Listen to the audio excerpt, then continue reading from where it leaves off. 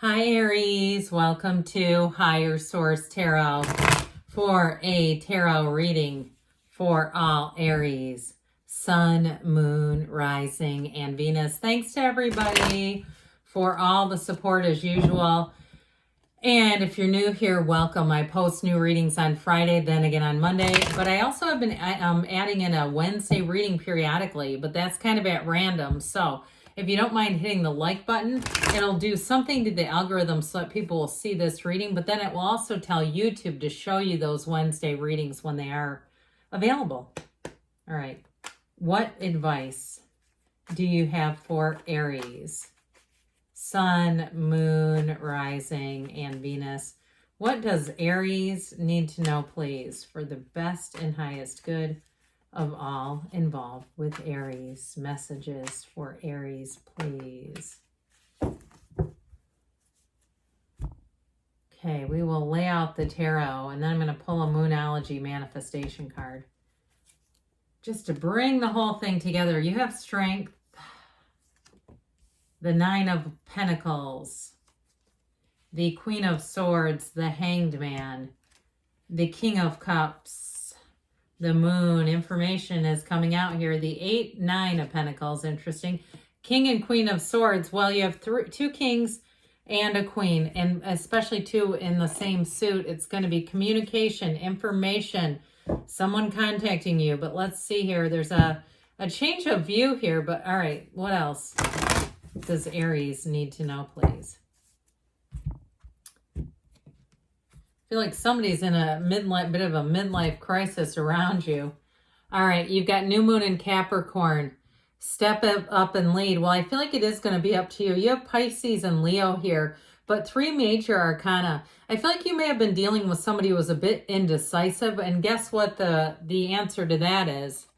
These two, okay? So I do feel like if there's been an indecisive energy, and if you're a cross watcher and it's you, you better make up your mind, because Aries is not going to stick around and keep doing that. This yo-yo is what I got in the very beginning, like this yo-yo act.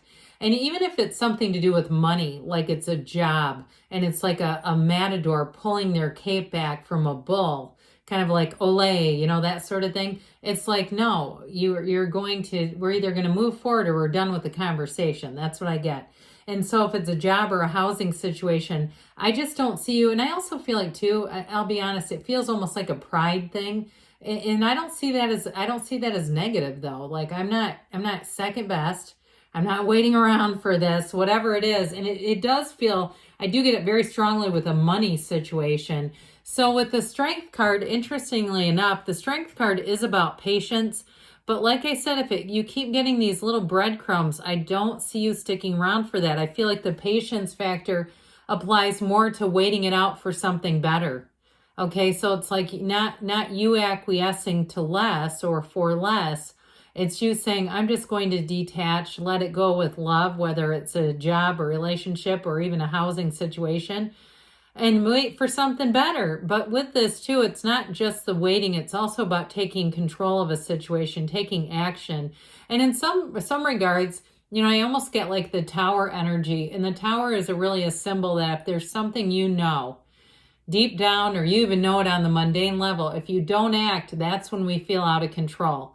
So I feel like you kind of have this, for some of you, you have an upper hand, whether you realize it or not. And in a relationship too, though, I see people being attracted to you, wanting to get to know you better. So especially if it's somebody playing that game in a relationship, I just don't see you going back to it. I mean, I know some people want reconciliation, but I see you having somebody coming in better where you're going to change your mind. Even if you say, no, not a chance. I still feel like you'll have a second chance with whoever this is, but I feel like you're going to move on. I just don't see you keeping up with that game. So with the 9 of Pentacles, you've got the single lady card. She is luxury though. So it's like, why settle for the rest when you can have the best? That's what she puts off, where you know your worth, you know your value, and you're not about to settle. And I would never encourage people, lower your standards. What good does that do anybody? You know, it's like there's always more in this universe, in this world, there's always more. And so if it's a housing situation, you're about to hit a gold mine where there may be a better situation than you could have found. It feels like an alignment, like it's just you're at the right place at the right time. And even if it's a short-term kind of deal, like you wanted to buy something, it didn't quite work out, and you end up renting something, I do feel like it's going to end up helping you save up some money and be in a better position in terms of becoming a homeowner or a condo or whatever it is, townhouse, whatever it is you're looking for. Now, in terms of some of you have travel here too. And this is like huge upgrades with travel. So you may get a situation where you have an airline looking to put some people on the next flight, and it's like the voucher keeps going up and up until you hear to the point where you go, you know what? I don't need to be there today, and I'm going to take the $900 voucher. You know, if it's 2 tickets or something, I do feel like they're going to make it worth your while. Because like I said, it's not you settling. And so with this Queen of Swords, you do have great communication coming in. It's very clear. You see how she looks ahead? She looks straight ahead. She's not, again, that energy of settling. She's not trying to please anyone here either. It's like you've lost the please disease. The people-pleasing game is over. She's learned a lesson here. And so you're going to command a presence. Now, if it is something to do with a job as well, she's witty. She comes across as very intellectual, witty, and somebody who gets the job done. Okay, this is like in an interview, it's gold. You may intimidate people a little bit, so I guess I'd watch out for that just a smidge, because again, with her energy, she is very confident, and especially too with this one. I know we already had him, but the swords are nobility in the tarot, and so for some of you too, if you have a new ensemble to wear, if you are interviewing for a job, that sort of thing, it really does. It's like putting your best foot forward. So those of you that are focused on that, it's working. So anyway, with the Queen of Swords, she has learned a lesson. So this helps you in terms of not making the same mistakes twice. There's no replay button on mistakes. This is not rinse and repeat. It's all about moving forward. And so I also feel like too, you have a sense of humor about it, and that's going to serve you well. So that your energy doesn't dip down into resentment or bitterness. This is like kind of like, oh God, remember that time? That sort of an attitude. So this Hanged Man energy, I mentioned for some of you, it does represent a person around you who's rather wishy-washy. It's that midlife crisis kind of energy where all of a sudden you go, who in the hell is this? And it's this. It can be a very much an about face kind of card. It also can be somebody who's spinning in the wrong direction. And so when they come back to center and they come running towards you, you may say that's not enough, a little too late.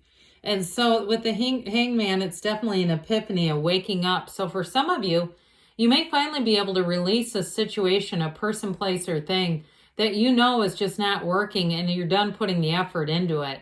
And with the hangman, though, it is about saying that you want a meaningful life. And if this person or situation is not leveled up, you're not hanging around to help them. We never want to stop our own growth, whether it's spiritual, mental, physical, emotional, or even financial, for somebody else who's just not putting in the work, okay? We're not here to do the heavy lifting on the hanged man. So with that epiphany moment, though, I do get it as far as too, you having that light bulb moment where you say, I want something better for myself. Well, okay. So in terms of, like I said in the beginning, why settle for the rest when you can have the best? You got that King of Cups energy in a relationship. It is somebody who's very mature. The King of Cups is a partner for life. The King of Cups is the perfect partner. I mean, it really is saying, once you go into this, you'll never look back. And if it's a job or a house you're asking about, I'd still say ditto on that. Because with the King of Cups, it's wish fulfillment. It's your heart feeling content. It's knowing you're on the right track. And so it is a time of growth and development in your life. It's a time, too, of spiritual development for some of you. So if you've closed the door on conversations that aren't going anywhere, your life is about to expand because you're not in that circular motion that I see like a dog chasing its own tail. And it's really cute, though. But it's like that. It's like saying, hey, you're done chasing your tail. You're done playing with people who play small. You're here to play big. You're here to evolve and develop. And so as soon as you let go, you're going to be not only free, but you're going to be receiving. So the moon is an interesting card here because like I said, it is somebody, you're going to get communication. But with this, there's more going on, okay? There may be more going on than meets the eye. It is a card of unknown things. So very much so, trust your feelings, trust your intuition here. But know that ultimately, the universe is trying to work with you. You're a co-creator, a co-creative entity here. And the universe is trying to bring you towards your wishes, your heart's content. But sometimes we put off these energies where we're so disappointed or we're in a bad space that energy just communicates, this is what I want. And so with this, you bring in balance, you bring in the light at the end of the tunnel kind of thing. You're going to get information here. I do feel like somebody is reaching out to you for sure. But with this Eight of Pentacles, you may find that you're not really here to rehash old business. You're here to move forward and, like we said, plotting your path to success. That's what this is about. Now, for some of you with an ex, they still keep tabs on you. And I also feel like, too, they know that you're in a good place. I don't feel like they're trying to come back around to ruin that in any way. I just feel like they're aware of it. And in some ways, I feel like they're worried that, you know what, I don't know if I'm going to get a second chance if I don't go now. They might not get one anyway. But with this Eight of Pentacles, though, you're building your future. It's a card of evolution. So again, here's where you stop playing. It's like, this is not somebody who would try to play games with. And I know it's air energy, but what's good about the King of Swords is he doesn't care what other people think. He lives life on his own terms. And so, like I said, I feel like you're going to commit to a goal, you're going to go for it, and you will not settle for less. So, let's see what the angels want to tell you, Aries. What else does Aries need to know?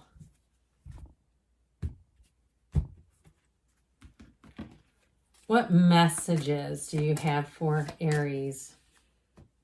Guidance, please, for Aries. Romance coming in. See, I might have not gone into that enough. I didn't talk about, I especially see it for new love. Somebody who really wants to meet you where you're at, learn about you, understand you. You've got success. So I talked about that with the energy of the moon.